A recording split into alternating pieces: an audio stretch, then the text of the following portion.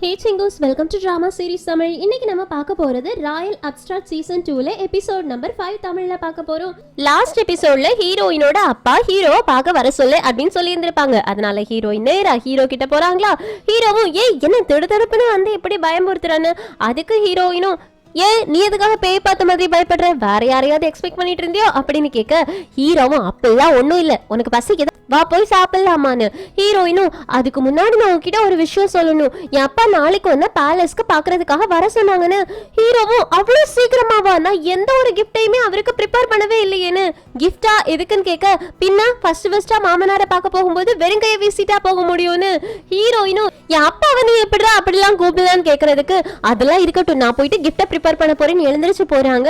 ஹீரோயினும் நான் இன்னும் பேசி முடிக்கல, கொஞ்சம் நில்லுன்னு. சரி என்ன விஷயம்னு சொல்லுன்னு கேட்க, அது வந்துட்டு நாளைக்கு நீ பேலஸ்க்கு வரும்போது அங்க ஏதாவது ஒரு விஷயத்த நீ பார்த்து சர்ப்ரைஸ் ஆயிட்ட அப்படின்னா வெளியில காமிச்சுக்காத, நல்ல விதமா பேசு, யாரையுமே மூஞ்சி சுளிக்கிற மாதிரி பேசிடாத, முக்கியமா உனக்கு ஏதாச்சும் கோவம் வர மாதிரி அங்க இருந்துச்சு அப்படின்னா நீ கோவத்தை அங்க காட்டக்கூடாது, அங்க நல்ல விதமா பேசணும்னு. ஹீரோவும் நீ இப்பெல்லாம் பேசுறத பார்த்தா நீ எதையோ என்கிட்ட இருந்து மறைச்சிட்டு அங்க போய் வெளிப்படையா காட்டுற மாதிரி இருக்குன்னு. ஹீரோயினும் ஆமா நான் ஒரு விஷயத்த மறைச்சிருக்கேன்னு. என்ன விஷயம் கேட்கறதுக்கு, அங்க வந்து நீயே கண்டுபிடின்னு. சரி சரி நானே கண்டுபிடிக்கிறேன், ஆனா ஒரு விஷயத்த மட்டும் மறந்துடாத, உன் அப்பாவுக்கு உன்னை பிடிக்காதுன்னு சொன்னேன், நாளைக்கு நான் கொடுக்க போற கிஃப்ட்ல உன் அப்பா உன்னை எப்பவுமே ஃபேவரட்டான பொண்ணா பார்க்க போறாங்க பாரு அப்படின்னு ஹீரோயின் கிட்ட சொல்லிட்டு அங்கிருந்து போறாங்க. ஹீரோயினுக்கு என்ன பண்றதுனே தெரியல. இங்க கட் பண்ணா காலங்காத்தையில சூரியன் கூட வெளியில வரல, அதுக்குள்ளாடி ஆன்டி போய் ஹீரோவை எழுப்புறாங்க. ஹீரோவும் எதுக்கு இந்த காலையில எழுப்புறீங்கன்னு கேக்குறதுக்கு, நீ அரசரை பார்க்க போகணும் இல்ல, அதுக்காக தான், நீ சீக்கிரமாவே போனாதான் உன்னோட சின்சியாரிட்டியை காட்டின மாதிரி இருக்கும்னு. ஹீரோவும் ஆனா அவரு கூட எழுந்திரிச்சிருக்க மாட்டாருன்னு சொல்றதுக்கு, அதெல்லாம் அவங்க எழுந்திரிச்சிருப்பாங்க போடா அப்படின்னு துரத்தி விடுறாங்க. ஹீரோவும் தூங்கு மூஞ்சோட அரண்மனைக்கு போனா அங்க வாசல்ல காவலாளிகள் கூட கிடையாது. ஹீரோவும் நம்ம நிஜமாவே கரெக்டான இடத்தானே வந்திருக்கோம்னு கேக்குறதுக்கு, ஆமா கரெக்டான இடத்துக்கு தான் நான் உங்களை கூட்டிட்டு வந்திருக்கேன்னு சொல்ல, ஹீரோ கீழே இறங்கி யாருங்க யாராச்சும் ஒரு ஆள் இருக்கீங்களா, கதவை திறந்து விடுங்க, யாராச்சும் இருக்கீங்களா அப்படின்னு கத்தி கூப்பிட, மேல இருந்து தளபதி நீ ஏண்டா இவ்வளவு சீக்கிரமாவே இங்க வந்திருக்க, என்ன விஷயம்னு. ஹீரோவும் என்ன அரசர் கூப்பிட்டு விட்டு இருந்தாரு அதனாலதானு. தளபதியும் எனக்கு தெரியும் அரசர் கூப்பிட்டு விட்டு இருந்தாங்கன்னு, ஆனா இதுக்கு இவ்வளவு காலங்காத்தால வந்திருக்குன்னு. ஹீரோவும் என்ன ஆன்டி தான் எழுப்பி விட்டாங்க, சீக்கிரமாவே அரசர் எழும்ப மாட்டாரா, அவரை எப்ப பார்க்கலாம், அவர் எழும்பலையான்னு கேட்கறதுக்கு 2 மணி நேரம் கழிச்சுதான் எழும்புவாரு, 2 மணி நேரம் கழிச்சுதான் நான் கதை ஓபன் பண்ணுவேன்னு.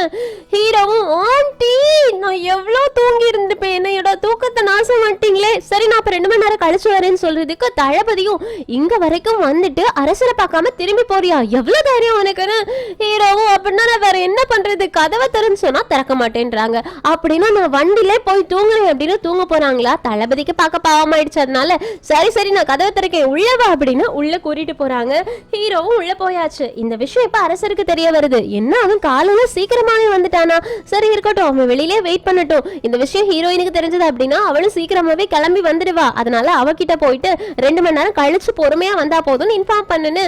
சோ அசிஸ்டனும் ஓகே சொல்றாங்க. அந்த பக்கம் நம்ம ஹீரோயின் ஐயோ இந்த முட்டாள யாரு சீக்கிரம் வர சொன்னதுன்னா இன்னும் மேக்கப் கூட போட்டு முடிக்கவே இல்லை, எப்படி நான் பாதியிலே கிளம்பி போறதுன்னு. அதுக்கு அவங்களோட அசிஸ்டனும் எதுக்காக இவ்வளவு டென்ஷன் ஆகுறீங்க, அவன் உங்களை பார்த்து ஒன்னும் குறை கண்டுபிடிக்க போறது கிடையாதுன்னு. ஹீரோயினும் நான் ஒன்னும் அந்த மாதிரிலாம் நினைக்கலன்னு சொல்லிட்டு இருக்கும்போது அவங்க அப்பாவோட அசிஸ்டன்ட் வந்துட்டு நீங்க உடனே வரக்கூடாதுன்னா லேட்டா வந்தா போதுமான்னு சொன்னோடனே ஹீரோயினுக்கு சந்தோஷமாயிடுச்சு. அப்படியா அப்படின்னா எனக்கு இன்னும் டைம் இருக்கு, நான் போய் இன்னும் நல்லா கிளம்புறேன் அப்படின்னு மேக்கப் பண்றதுக்காக கிளம்பி போயிடுறாங்க. இது செம காமெடியா இருக்கு. இப்ப 2 மணி நேரம் ஆயிடுச்சு, நம்ம ஹீரோ அரண்மனையோட வாசல்லே படுத்து தூங்கிட்டு இருக்காங்க. இவனுக்கு வந்துட்டு ஹீரோ உள்ளவான்னு கூப்பிட்டதுக்கு அப்புறமா தான் ஹீரோ எழுந்திருச்சு சரி நான் உள்ள போறேன்னு போக நிற்கும் போது தளபதி செக் பண்ணிட்டு தான் உள்ள அனுப்போன்னு. ஹீரோவும் நீ என்ன பழி வாங்க அப்படிதானேன்னு கேட்க, தளபதியும் அரசரோட பையனா இருந்தா கூட நாங்க முழுசா செக் பண்ணிட்டு தான் உள்ள விடுவோம், அதனால உன்னை செக் பண்ண தான் செய்வோம் அப்படின்னு செக் பண்ணிட்டு உள்ள போறாங்க. நம்ம ஹீரோவும் உள்ள போனோடனே அரசர்கிட்ட வணக்கம் வைக்கிறாங்க. அரசரும் பரவாயில்லையே காலங்காத்தாலே வந்திருக்கே அப்படின்னு சொல்ல, ஹீரோவும் என்ன பண்றது என்னோட ஆன்டிக்கு இந்த விஷயம் தெரியாதுல்ல, அவங்க தான் காலங்காத்தாலே எழுப்பி விட்டாங்க, இதானே ஃபர்ஸ்ட் டைம், அதனாலதான் தப்பா நடந்துருச்சு, இனி கரெக்டான டைம்ல வந்துருவேன் அப்படின்னு சொல்றாங்களா. அரசரும் சரி நிமிந்து பாரு அப்படின்றாங்க. ஹீரோவும் தேங்க்யூ அப்படின்னு நிமிந்து பாக்குறாங்க. அங்க ஹீரோயினோட அப்பா ஆல்ரெடி இவங்களுக்கு மாறு விஷயத்துல வந்தாங்க. நீங்கள அப்படின்னு கேட்க, அரசரும் என்ன நானா என்கிட்ட மரியாதை இல்லாம பேசுவியான்னு. ஹீரோ நீங்க ஐயோ எனக்கு ஒன்னும் புரியலையே, குழப்பமா இருக்கே, நீங்க அரசரா அரசரான்னு கேட்க, ஆமா நான் அரசர் தான், என்ன தாத்தா அப்படி தெரியலன்னு கேட்க, இல்ல தெரியல அப்படின்றாங்க. டேய் அப்படின்னு கூப்பிட, அதாவது தெரியுது தெரியுது, ஆமா நீங்க அரசர் தான், நீங்க ஒன்னும் மாறுவேஷம் எல்லாம் போடலையே அப்படின்னு கேட்க, நான் ஒன்னும் மாறுவேஷம் போடல, சுத்தி பாருன்னு சொன்னோடனே ஹீரோ சுத்தி பாக்குறாங்க. இவ்வளவு பெரிய அரண்மனையில இருந்துட்டு உங்க பொண்ணு கூட வந்திருக்கீங்க, ஆனா உங்களுக்கு ஹீரோயினை பிடிக்கவே பிடிக்காது அப்படிதானே, அவ ஒரு அன்ஃபேவர்டு இளவரசி அப்படிதானே கேக்குறதுக்கு, யாரா சொன்னா அவளை யாருக்கும் பிடிக்காது அப்படின்னா அவ என்னோட ரத்தன கல்லு, அவளை போய் நீ பிடிக்காதுன்னு சொல்றேன்னு. ஹீரோவும் ரத்தனக்கல்லா அப்படின்னா அப்படின்னு கேட்டோடனே, அவ என்னோட மொத பொண்ணுடா, அவ இந்த நாட்டோட இளவரசின்னு சொல்றதுக்கு, இளவரசியா அப்படின்னா இளவரசிய கூட உங்களுக்கு பிடிக்கலன்னு கேட்க, யாரா சொன்னா உனக்கு, அதனால இந்த நாட்டோட இளவரசி என் செல்ல பொண்ணு அப்படின்னு சொல்றதுக்கு ஹீரோவும் அப்படியா அப்படின்னு ஷாக்காகி கேட்க, ஏன் உனக்கு இந்த விஷயம் தெரியாதான்னு, இல்ல எனக்கு தெரியாது, சரி இருக்கட்டும், அது நடந்து போச்சு, உங்களுக்கு பொண்ணை பிடிக்குமோ பிடிக்காதோ அதெல்லாம் இருக்கட்டும், ஆமா எனக்கும் ஹீரோயினுக்கும் இடையில நடந்துட்டு இருக்கேன் இந்த கல்யாண மேட்ரு, அது என்ன போகுது, நீங்க எங்க ரெண்டு பேருக்கும் கல்யாணம் பண்ணி மாமனாரே அப்படின்றாங்க. அரசரும் மாமனாரா, உனக்கு எவ்வளவு தைரியம்டா என்ன மாமனார்னு கூப்பிடுறேன்னு. ஹீரோவும் வேற எப்படி கூப்பிடுறது, ஹீரோயினை மட்டும் எனக்கு கல்யாணம் பண்ணி வைங்க, என்னோட எல்லா காசுமே அவளுக்கு தானே. அரசர் மனசுக்குள்ள இவன் எவ்வளவு தைரியமா என்ன மாமனார்னு கூப்பிட்டு இருக்கான், எல்லாத்தையும் பொண்ணு கொடுப்பேன்னு சொல்லிட்டு இருக்கான், இவனுக்கு என்ன பைத்தியமா அப்படின்னு யோசிச்சுட்டு இருக்கும் போது ஹீரோவும் நான் ஒரு விஷயத்தோட தான் வந்திருக்கேன் அப்படின்னு உப்பு எடுத்து காமிக்கிறாங்க. இது என்னதுன்னு கேட்கறதுக்கு சாப்பிட்டு பாருங்கன்னு சொல்ல, சாப்பிட்டு பார்த்தா உப்பு, இது நிறைய காஸ்ட்லியாச்சேன்னு கேட்கறதுக்கு, இது ஒன்றும் காஸ்ட்லி கிடையாது, இது 2 மணி நேரத்தில் நான் உருவாக்கிட்டேன், அது மட்டும் இல்லாம இதை நீங்க வித்தீங்க அப்படின்னா உங்களுக்கு நிறைய ப்ராஃபிட் கிடைக்கும் அப்படின்னு ப்ராஃபிட்டோட கணக்கு எல்லாத்தையும் சொல்றாங்களா. இதை கேட்குற அரசருக்கு தலையே சுத்தி போயிடுது. பெரிய பெரிய ஆட்களால கூட உப்பெல்லாம் இப்போதைக்கு வாங்க முடியாது, அவ்வளோ காஸ்ட்லியா இருக்கு. ஆனா நீ 2 மணி நேரத்துல இந்த உப்பை உருவாக்கியிருக்க, அதுவும் அதுக்கு ஆகக்கூடிய காசு விலை ரொம்ப கம்மியா இருக்கு அப்படின்னா இந்த கவர்மெண்ட்டை உன்னால தூக்கி நிறுத்த முடியுமான்னு கேட்க, ஹீரோவும் முடியும், ஆனா இதை நான் பண்ண மாட்டேன், எனக்கு இதெல்லாம் பண்றதுக்கு இஷ்டமே கிடையாது, அதனாலதான் அதோட ப்ரொசீஜர் எல்லாத்தையுமே இதுல எழுதி வச்சிருக்கேன், இதை அப்படியே உங்களோட மினிஸ்டர்கிட்ட கொடுத்து ஃபாலோ பண்ண சொல்லுங்க, உங்களால சீக்கிரமாவே உப்பை உருவாக்க முடியும், மக்களுக்கும் கொடுக்க முடியும். அதே மாதிரி வேற நாட்டு மக்களும் நம்ம கிட்ட இருந்து உப்பை வாங்குறாங்க அப்படின்னா அவங்க நம்ம நாட்டை சார்ந்து இருக்க வேண்டியது வரும். அதனால போர்லாம் ரொம்ப ஈஸியா நடக்கவே நடக்காது, நம்ம சேஃபா இருக்கலாம், எல்லாரும் நம்மள நம்பி இருப்பாங்கன்னு. இதை கேட்டோடனே அரசருக்கு இது எவ்வளோ பலே கில்லாடியான விஷயமா இருக்கு அப்படின்னு யோசிச்சுட்டு இருக்க. ஹீரோவும் இதுதான் நான் உங்களுக்கு மாமனாரா, அதாவது மருமகன் மாமனாருக்கு கொடுக்க வேண்டிய கிஃப்டா தந்திருக்கேன், இப்போ நம்ம பேசலாமா, ஹீரோயினுக்கும் எனக்கும் கல்யாணம் அப்படின்னு ஆரம்பிக்க கரெக்டாக அந்த நேரத்தில் ஹீரோயின் வராங்க அப்படின்னு அனௌன்ஸ்மெண்ட் வருது. அதனால ஹீரோ கப்பச்சிப்பு நின்றுக்கிறாங்க. அரசர் அந்த பேப்பரை சுருட்டி கைக்குள்ளே போட்டுக்கிறாங்க. ஏன்னா இந்த விஷயம் மட்டும் ஹீரோயினுக்கு தெரிஞ்சது அப்படின்னா ஹீரோ மேலே அவங்களுக்கு பாசம் வந்துடக்கூடாதுல்ல, அதுக்காக தான். ஆனால் நம்ம ஹீரோ ஆல்ரெடி பாசத்தில் விழ வச்சுட்டாங்க ஹீரோயினை. ஸோ ஹீரோயினை பார்த்தோன்னே ஹீரோ போயிட்டு, நீ தான் அன்ஃபேவர்டு பிரின்சஸா, ஒன்றை தான் யாருக்கும் பிடிக்காதுன்னு சொன்னியான்னு. ஹீரோயினும் அது அப்படி தான் சொல்ல முடியும், எல்லார்கிட்டையும் போயிட்டு நான் தான் இளவரசி இளவரசி அப்படின்னா சொல்ல முடியும், அப்படிலாம் சொல்ல முடியாதுல்ல, அதனால தானே. ஹீரோ நல்லா தானே நீ என்ன ஏமாத்திருக்க, சரி நம்ம 2 பேரோட மேட்டரை பற்றி உங்கள் அப்பா கிட்ட நீ ரிலீஸ் பண்ணிட்டியா இல்லையான்னு. ஹீரோயினும் என்ன மேட்டர்னு கேட்க, நம்ம கல்யாண மேட்டர் தான், அவர் மாமனார் ஆச்சே அப்படின்னு சொல்றதுக்கு அப்பாவை நீ எப்படா இவ்வளோ சீக்கிரமா மாமனார்னு கூப்பிடலான்னு. அரசரும் நான் உன்னை எதுக்காக கூப்பிட்டு விட்டேன் தெரியுமா, அந்த விஷயத்தை பத்தி ஃபர்ஸ்ட் பேசலாம். அந்த பெரிய பெரிய ஃபேமிலிஸை கண்ட்ரோல் பண்றதுக்கான பிளான் உங்ககிட்ட இருக்குன்னு என் பொண்ணுகிட்ட நீ சொன்னியாமே, அது நிஜம்தானான்னு கேட்க, ஆமா என்கிட்ட பவர் இருக்கு. உங்ககிட்ட பவர் இருந்து என்ன பிரயோஜனம், உங்களால யாரையுமே கண்ட்ரோல் பண்ண முடியலையே, அந்த அரச சேர்ல உட்காந்து நீங்க வேஸ்ட்னு. ஹீரோயினும் என் அப்பா கிட்ட ஏன்டா இப்படி பேசுறேன்னு கேட்க, உண்மைதானே சொல்றேன், அந்த பெரிய ஃபேமிலி அவங்களால எதுவும் பண்ண முடியல, என்கிட்ட ஒரு பிளான் இருக்கு, அதை என்கிட்ட விட்டுருங்கன்னு. அரசரு என்கிட்ட நீ அதை சொல்ல முடியுமான்னு கேட்கறதுக்கு, அதெல்லாம் சொல்ல முடியாது, ஆனால் என்கிட்ட ஒரு பிளான் இருக்கு, அதை மட்டும் எக்ஸிக்யூட் பண்ணிட்டேன் அப்படின்னா இந்த பெரிய ஃபேமிலிஸ் யாருமே இல்லாமலே போயிடுவாங்கன்னு. அரசருக்கு அதுதான் வேணும், ஏன்னா அரசரால இந்த நாட்டை நிம்மதியாக ஆளக்கூட முடியலை, ஏன்னா இவங்க பின்னாடி இருந்து பெரிய ஒரு படையே வச்சுட்டு அவங்க சொல்றதான் அரசர் கேட்கணும் அப்படின்னு ஆட்டி வச்சுட்டு இருக்கானுங்க. அதுல இருந்து எப்படி வெளியில வரது அப்படின்னு யோசிச்சுட்டு இருக்கும்போது தான் ஹீரோ இந்த மாதிரி பேசினோடனே அரசருக்கு ஒரு சின்ன ஹோப் வந்திருக்கு. அந்த நேரத்துல அசிஸ்டன்ட் வந்துட்டு உங்க எல்லாரையுமே ஹீரோயினோட அம்மா கூப்பிட்டு விட்டுருக்காங்கன்னு. ஹீரோவும் ஏன் மாமியார் கூப்பிட்டு விட்டுருக்காங்களா, ஏன் ஹீரோயின் ஃபர்ஸ்டே ஏண்டி மாமியார் இருக்காங்க அப்படின்ற விஷயத்த சொல்லல, அவங்களுக்கு நான் கிஃப்ட் வாங்காம வெறும் கையோடி வந்திருக்கேன் பாத்தியான்னு.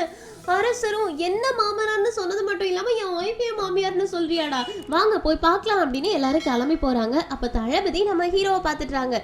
நீங்க என்ன பண்ற, இவங்க கூட இங்க போற அப்படின்னு கேக்குறதுக்கு ஹீரோவும் என் மாமியாரை பார்க்க போறேன், மாமனார் தான் கூட்டு போறாருன்னு.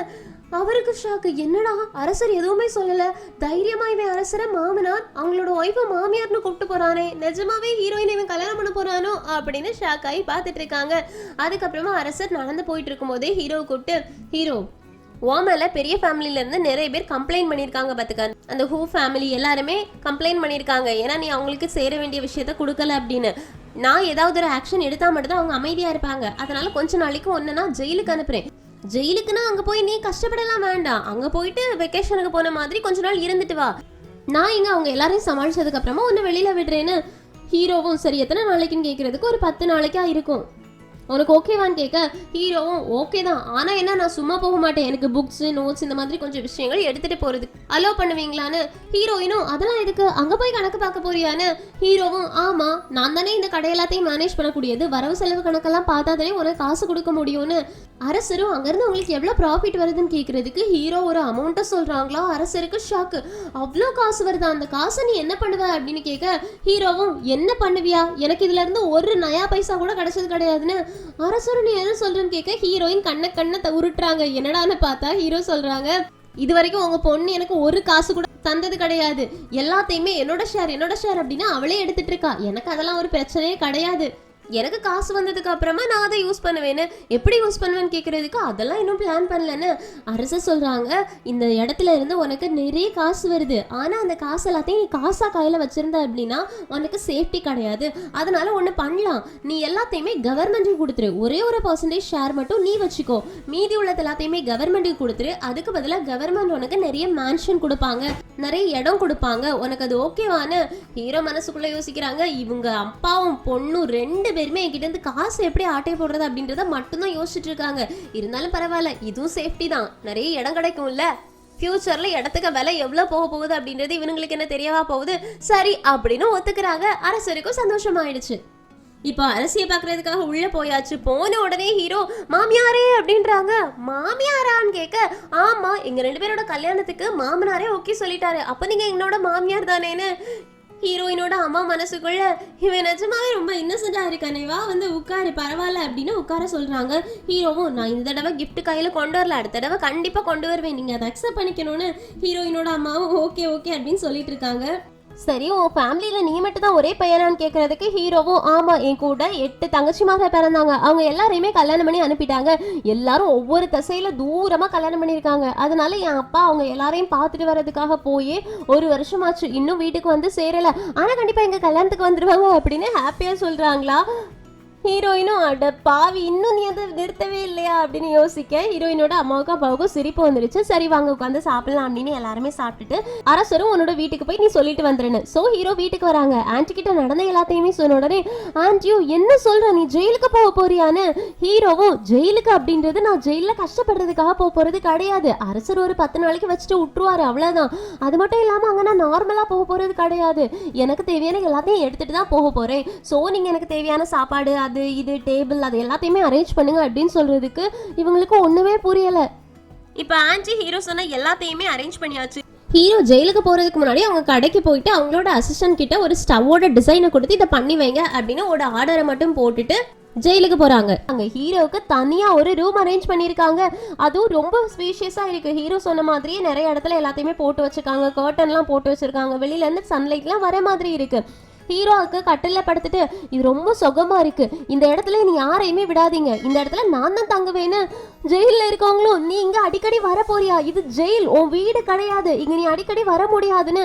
ஹீரோவும் வர்றதுக்கு நிறைய சான்ஸ் இருக்கு, அதனால இந்த ரூம் எனக்குன்னு இருக்கட்டும், இதுல இருக்க திங்ஸ் எல்லாத்தையுமே நான் வெளியில போனதுக்கு அப்புறமா பேக் பண்ணி வச்சிருக்கோங்க, நான் உள்ள வரும்போது திரும்ப போட்டு வச்சுக்கோங்க, இந்த ரூம் எனக்கு ரொம்ப பிடிச்சிருக்கு அப்படின்னு ஜெயில ஒரு ரூம் ஹீரோ புக் பண்ணி வைக்கிறாங்க.